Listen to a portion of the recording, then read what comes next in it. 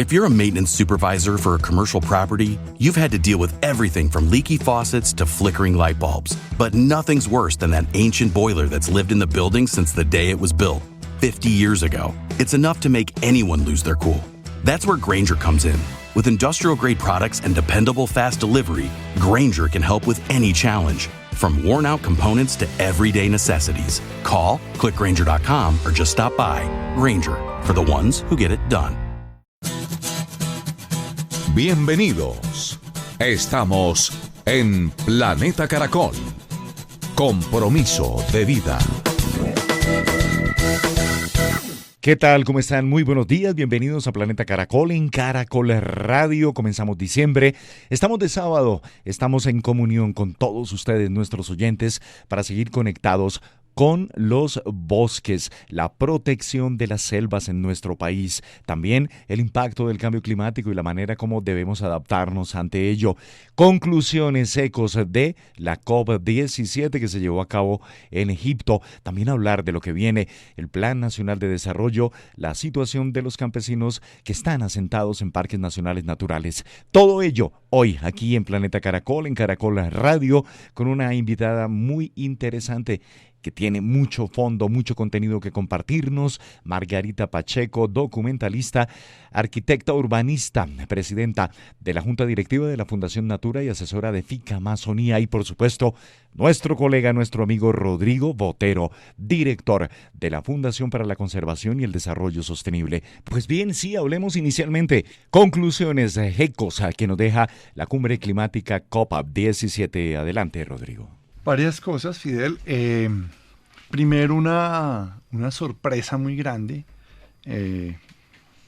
desafortunada, frente a varios temas. Uh-huh. La primera, me impresionó ver la invisibilidad que hay en ese escenario frente a lo que está sucediendo con los líderes y defensores ambientales en el mundo.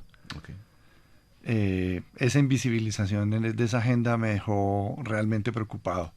Y me deja preocupado pues porque las cifras muestran que efectivamente hoy por hoy el proceso se está dando en diferentes partes del mundo asociados a sin número, digamos, los de factores que tienen que ver efectivamente con ese acelerado proceso de transformación de los territorios, que a su vez son territorios vulnerables frente al cambio climático, son territorios que tienen enorme biodiversidad, que tienen población vulnerable y que están siendo afectadas tanto por economías legales como grupos ilegales y armados.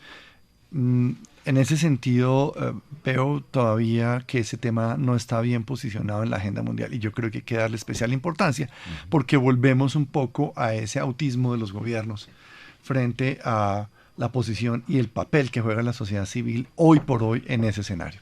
Eso es lo primero. Lo segundo, me llamó también mucho la atención la, digamos, asimetría que hay entre la atención que se le está dando a la protección, digamos, de los ecosistemas naturales en el mundo, en particular a los boscosos, pero a su vez no hay no la veo todavía, una discusión a profundidad sobre los límites planetarios frente a la expansión de grandes motores. Y no voy a hablar ni siquiera del tema de hidrocarburos, quiero hablar específicamente del tema del cambio de uso del suelo. Y esto es deforestación para la conversión de tierras en producción agroalimentaria, ¿cierto? Que está yendo a una pequeña porción de la humanidad. Entonces, esa discusión me parece todavía que está muy incipiente. O sea, ese no es un punto todavía que yo viera en la negociación como tal. O sea, la expansión de esos agrocommodities en el planeta, y en particular en áreas sensibles, no está teniendo, digamos, la atención, sobre todo que el planteamiento lo veo yo más hacia cómo esos procesos de expansión agroalimentaria se adaptan a buenas prácticas o algunos procesos, digámoslo, de trazabilidad que son importantes, pero que no están poniendo el punto donde es que son lo que llaman los anglosajones las no-go zones. Es decir, ¿cuáles son las áreas en donde definitivamente no se va a entrar?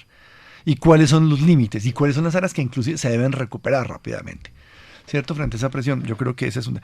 Y por último, en lo sorpresivo, el papel y el peso tan tremendo que está teniendo hoy por hoy todos estos países árabes y el cercano oriente y del mediano y lejano oriente con lo que es su proceso. O sea, es, por decirlo de una manera, aplastante ese poder económico, esa, digamos, la oposición no discutida frente a su producción y los límites de su producción, y claro, obviamente su enfoque comercial frente a las energías y la transición energética, las energías renovables y transición energética, muy potente, pero digámoslo, el tema central de discusión de poner los límites de cantidad de producción o la temporalidad en lo que eso va a hacer la transición, eso no lo veo por ninguna parte. Entonces, eso es muy llamativo. En lo positivo, hombre, que se haya logrado finalmente por lo menos dejar enunciado ya la aceptación del fondo de pérdidas y daños es importantísimo. Pero el llamado a que esto se haga en otro formato, en otros términos, tanto en la cantidad de recursos como en la rapidez, es ahí en donde habrá que darle un giro importante. Esperemos que las cosas funcionen porque el tiempo y lo que está sucediendo en el planeta no da para más espera. Margarita. Bueno, primero me preocupa sobremanera el conflicto ucraniano y Rusia, que mientras estamos hablando de transición energética, hay un conflicto de una guerra tan brutal, que es con una geopolítica además muy preocupante ante Europa y lo que se viene precisamente en temas del invierno. El invierno y todo, yo viví 22 años en Europa y yo sé lo que es un invierno frío. Uh-huh. Y si uno no tiene calefacción, se congela. La pasa mal. La pasa mal. Y se viene en enero y febrero y marzo que son helados. En eso nosotros aquí tropicales no nos hemos dado cuenta, pero me preocupa mucho que en COP27 es como si fuera una bipolaridad, como una dicotomía. Allá está la guerra en un lado con Ucrania y con Rusia y aquí estamos discutiendo de cambio climático. Como si fuéramos dos mundos, marcianos y lunáticos. Esa parte a mí me parece que es bastante enfermiza. Eso es parte de esa crisis civilizatoria que estamos viviendo.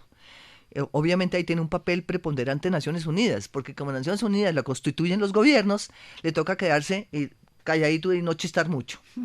Bueno, ese tema me preocupa, un tema global. 2, el tema mares. Me parece que el tema océanos y mares no fue tratado con contundencia. Lo que está pasando en los mares, el calentamiento de los océanos, la subida del océano, la perspectiva de la subida del océano a corto plazo, es un tema como si fuera en otro planeta. Y pues yo vivo frente al mar y estoy consciente de esa subida rápida del mar. Estamos con el deshielo de los polos, se están cayendo estos témpanos, los glaciares se están desboronando también y como que no pasara nada. Entonces, a ver, ¿en qué estamos con este tema de los océanos?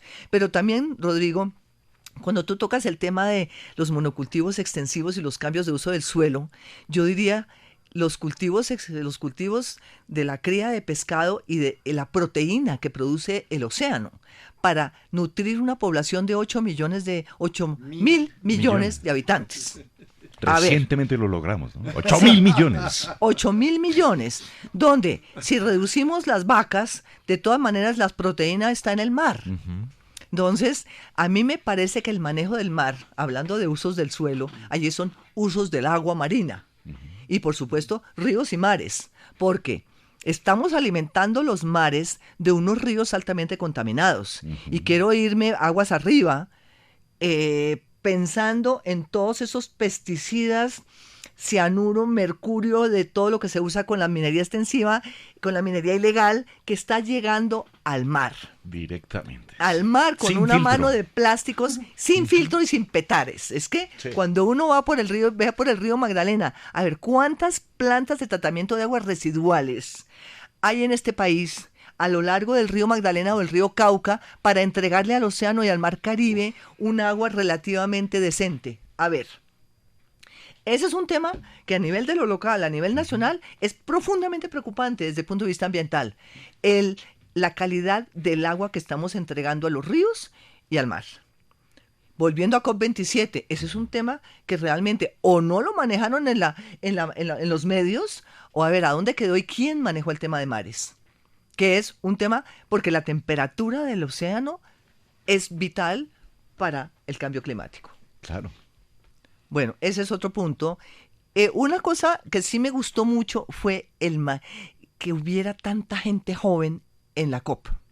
O sea, todas las fotografías, muchachitos jóvenes que están muy preocupados. ¿Qué tal esa intromisión de estas muchachitas que se metieron donde estaban los rusos y empezaron a arengar y obviamente los agentes de seguridad las sacaron? Pero es que antes uno no veía en esas organizaciones. Yo estuve en muchas, en Egipto no estuve, pero estaba en muchas donde la verdad había un protocolo y una cosa que uno no se atrevía a levantar la voz. Aquí estas muchachas ya se levantan la voz y se levantan la camiseta y arengan. Bueno, celebro que haya una inclusión de nuevas generaciones en esta transición energética. Cuarto, el tema de la Amazonía. Celebro que el gobierno de Colombia hubiera llevado el tema. Te preguntaría, Rodrigo, ¿qué tanto eco tuvo la apuesta del gobierno de Colombia junto con los otros gobiernos de la cuenca para el tema de la importancia amazónica en la COP27? Perdón, Fidel. No, pero por favor, adelante, Rodrigo.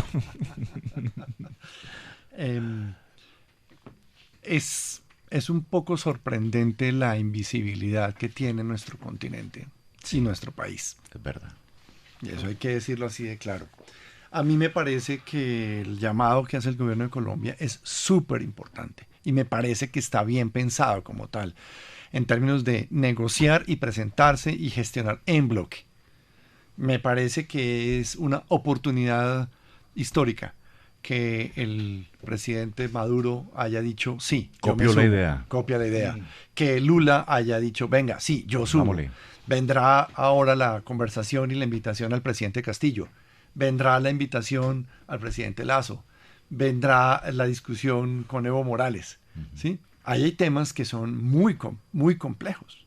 ¿Sí? Ahí hay posiciones de país que son bien diferentes entre sí, pero si por lo menos hay la posibilidad de discutir en bloque, en unidad, lo que sucede, no solamente lo que sucede, sino el nivel de atención que requiere, eso me parece importante. Me parece además que las declaraciones que ha habido posteriormente de estos gobiernos vecinos son súper importantes.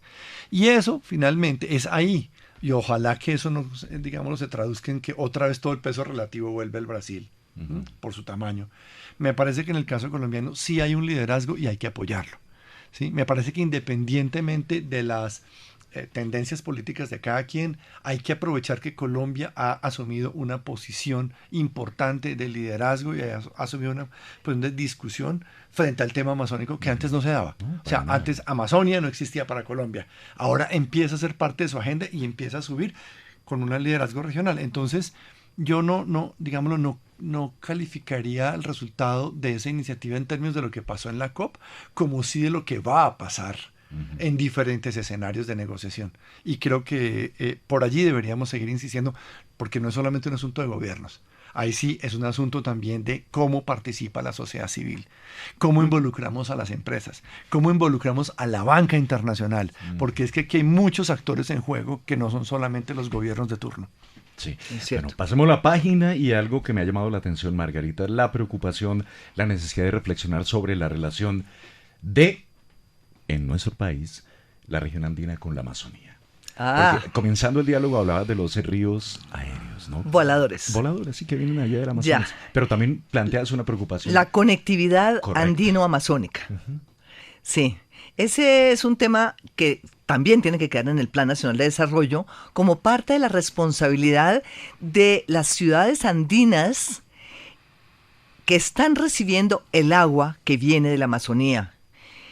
Precisamente gracias a la evapotranspiración de la masa boscosa amazónica, este vapor sube, los árboles sube y gracias a los vientos viene y se estrellan esas masas de vapor de agua contra las montañas andinas. If you're a maintenance supervisor for a commercial property, you've had to deal with everything from leaky faucets to flickering light bulbs. But nothing's worse than that ancient boiler that's lived in the building since the day it was built, 50 years ago. It's enough to make anyone lose their cool. That's where Grainger comes in. With industrial-grade products and dependable fast delivery, Grainger can help with any challenge, from worn-out components to everyday necessities. Call, click Grainger.com, or just stop by. Grainger, for the ones who get it done. If you're a facilities manager at a university, you know students rely on the cafeteria for breakfast, lunch, dinner, and the occasional late-night snack. So when a dishwasher breaks down and dirty plates pile up, the mess hall can turn messy in the blink of an eye. Enter Grainger. With over 1 million industrial-grade products and fast delivery, the product you need now is never far away. So you can turn that dishwasher back into a lean, clean washing machine. Call, click Grainger.com, or just stop by. Grainger, for the ones who get it done. La cordillera oriental vertiente amazónica cumple una función importantísima, y el páramo de Sumapaz, estas vertientes y además toda la fauna, flora que tiene el páramo y la alta montaña para absorber, infiltrar y entregar esa agua que viene de la Amazonía. Y ahí la responsabilidad de nosotros aquí en Bogotá, en todas las ciudades andinas, de poderle apoyar a la Amazonía contra la deforestación. Y creo que yo celebro mucho que esta iniciativa de Caracol con la Fundación para la Conservación y Desarrollo Sostenible, Unidos por los Bosques, ojalá continúe y haga llegar ese mensaje a todas esas ciudades que están recibiendo el regalo del cielo, que es esa agua que viene de allá. Y la responsabilidad deberían ayudar a financiar la restauración del bosque. Claro. Es que ahorita no hablemos de conservación hablemos de restauración también, Rodrigo. ¿Cuál es la política de restauración que tiene la política nacional para poder realmente hacer que esa masa boscosa siga produciendo esa agua que necesitamos aquí? Ahora, el tema conectividad andino-amazónica tenemos que posicionarlo en el Caribe, en el Chocó, en la Orinoquia, en la misma Amazonía, en las 5 bioregiones del país. Catatumbo, otro bosque con la cordillera que entra a Venezuela. A ver, creo que tenemos que hablar de restauración. ¿Cómo le vamos a hacer con las comunidades? ¿Cómo generar empleo en las comunidades campesinas e indígenas que están asentados y que no se dejen pagar más como jornaleros con personas que llegan con capitales lavados de activos a que les digan tumben bosque porque aquí vamos a meter vacas? Muy bien. Y tú nos llevaste a Venezuela, al Catatumbo. Venezuela, Rodrigo, estuvimos en Venezuela, ¿no? En una labor supremamente valiosa, importante, un anhelo de Colombia, la consolidación de la paz. La guerrilla del ELN se sentó nuevamente a dialogar y allí tú estás. Y también está en la agenda la conservación, la restauración y la protección de los recursos. ¿Qué nos puedes contar, Rodrigo? Con toda la discreción, por supuesto, del caso, pero en estas negociaciones y de tiempo atrás, yo recuerdo la lírica de la organización ELN, que también apuntaba a esos fundamentos de conservación. Pues mira, Fidel, yo creo que es una oportunidad histórica para el país, que en un proceso de negociación política se está incluyendo el tema ambiental como un eje estructural de ese diálogo y negociación. Me parece que es el reconocimiento de que todos los colombianos tenemos derecho a un ambiente sano, que es un patrimonio común sobre el cual tenemos que fundar, ¿cierto? Y crear un acuerdo social fundamental. Y en ese sentido, poderlo poner, no solamente poderlo poner, no, que de mutuo acuerdo también se haya celebrado y se haya acogido esto como un aspecto estructural de este proceso, es muy importante, primero. Lo segundo, que efectivamente esto no es un tema, digamos, de una sola región o de un solo grupo. Esto hace parte también, y lo quiero decir de la mejor manera posible. Hoy por hoy el país se encuentra en una serie de conflictos territoriales muy complejos que nos expresan cómo el país se viene fragmentando, ¿sí? Tristemente, y con una serie de actores territoriales que hoy por hoy ponen una serie de condiciones que tienen impacto sobre las poblaciones y sobre la base natural. Y en ese sentido, a todos, absolutamente a todos, nos interesa y nos importa que esas diferencias y esa diversidad territorial incluya desde un principio en sus procesos de solución cómo reconstruir la relación de los colombianos frente a sus territorios.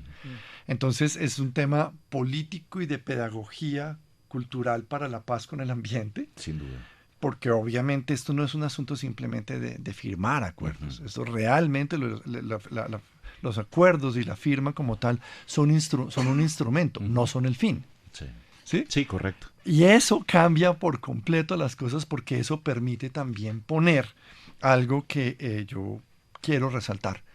Esto no es solamente un asunto entre un gobierno y un grupo armado. En la mitad hay una sociedad civil, ¿sí? Hay una comunidad que tiene una parte estructural y fundamental en esto, y es sobre esta comunidad y sobre esa sociedad civil en donde yo creo que todos los esfuerzos se deben ver reflejados, y se deben ver reflejados además desde un primer momento. Claro. No al final. Al final, pues, Ay, un poco agreguemos este tema. Exactamente, No. con los aprendizajes que han dejado los procesos anteriores también es importante, porque hoy por hoy hay gente que está en una muy delgada línea de pervivencia territorial. Sí. Porque también no solamente en términos de su seguridad con respecto a lo que es la confrontación armada, sino que en los mismos territorios se hallan en un nivel de degradación tal, ¿sí? En su base natural, que hoy por hoy hacen cada vez que estas poblaciones estén en una condición más extrema. Y eso hay que cambiarlo rápidamente. Entonces, me parece que toda esta lógica, uno, de la inclusión de todas las conflictividades, dos, de poner el tema de la base natural en la base de la conversación y la construcción de los acuerdos, y tres, la participación activa de la sociedad civil, ¿cierto? Como el objetivo final de este proceso, me parece que es muy halagüeño. Me parece además que es una invitación también para fortalecer este proceso, porque en realidad, así como el clima no nos está, en el tema del cambio climático, los eventos extremos nos está llamando la atención poderosamente, también lo hace este mismo proceso. Entonces, eso es un poco como yo percibo, digamos, el inicio de este proceso. Valiosísima la presencia allí, la participación, importantísimo el tema del medio ambiente, la conservación, las comunidades, la población, Rodrigo, porque es construcción de país, es construcción de región, es construcción de sociedad, son tiempos modernos, tiempos en los que todos nos debemos por la supervivencia, por la existencia en el planeta. Así es, y en ese sentido ya vuelvo a conectar también un poco con toda esta gestión que se está haciendo con los diferentes gobiernos que están apoyando este proceso, en términos de que es algo que no solamente es exclusivo, digámoslo, hoy por hoy de lo que pasa en el territorio colombiano, eso tiene que ver también cómo afecta a los diferentes países, al continente, obviamente, pues en términos planetarios, y por eso, digámoslo, a mí también me pareció supremamente significativo el apoyo de la comunidad internacional y la solicitud que hay hoy por hoy de diferentes países para apoyar este mismo proceso. Entonces, creo que hay una oportunidad también de ver por fin un tema de conciencia planetaria en una discusión de este nivel. Maravilloso. Pues bueno, Margarita. Fidel, yo quisiera volver sobre un tema que mencionó Rodrigo, que realmente es preocupante, es la invisibilidad de lo que está pasando con los líderes ambientales. Sí, total. Con la gente que están matando en las regiones por defender el territorio. Y uno se pregunta, hablan de las muertes, pero no hablan de quién las hace. ¿Y a quién culpan? ¿Dónde están? ¿Dónde se hace un conteo, nada más? O sea, esto no es un problema de número, es un problema de muertos en una carretilla. Es quién está detrás de todo esto.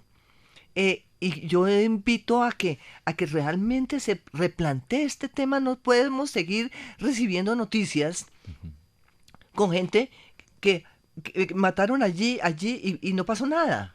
O sea, con un nivel de impunidad muy alto o falta de información. Lo último de Puerto Guzmán en el Putumayo, pues queda uno frío. Después de haber estado allá una semana antes, llegan y arrasan y no pasa nada. sabemos que son corredores de narcotráfico, eso sí Claro, estamos claros, absolutamente y claro. pasa uno al frente y le toca quedarse callado, sí, pero no podemos admitir un minuto más, un muerto más, ni una muerta más. Yo sí quiero que esto no quede como un hecho más. No, ya, basta. Bueno, y estamos de cara ya al Plan Nacional de Desarrollo que se discute en el Congreso de la República. El papel que debe tener allí el legislativo, el Estado, el gobierno, todas las voces del país frente a la conservación de los bosques. Y hemos hablado a lo largo de este programa de la importancia de los mismos, el impacto que han sufrido por cuenta del cambio climático. Pero bien, ¿qué opinas, Margarita, de lo que ha dicho Rodrigo, del papel y la importancia de que los bosques tengan ese protagonismo en el Plan Nacional de Desarrollo? Yo estoy de acuerdo con Rodrigo que es con pinzas. Sí, y que no es una situación homogénea en las regiones, ciertamente. Hay territorios muy organizados, como hay otros que son sumamente desorganizados y cooptados. Y ahí es verdad que hay que hablar en la Amazonía heterogénea, distinta y distante. A ver, nomás cuando uno va a Mocoa, Putumayo, ciudad que nos hemos encontrado con Rodrigo, que cuando uno va y visita, estuvimos en la ASOMI, Asociación de Mujeres Indígenas del Putumayo y el Caquetá, donde tienen además una sede, entre otras, creo que financiada por el gobierno de Suecia, bellísima, y unas mujeres fantásticas, empoderadas, donde tienen además una reserva forestal de 52 hectáreas en la periferia de Mocoa. Efectivamente, cuando estamos hablando de los distintos grupos étnicos del país, que los conocemos muy mal, porque realmente el país se ha encargado de centralizar tanto la información que todo se sabe desde Bogotá con lógica bogotana del altiplano cundiboyacense.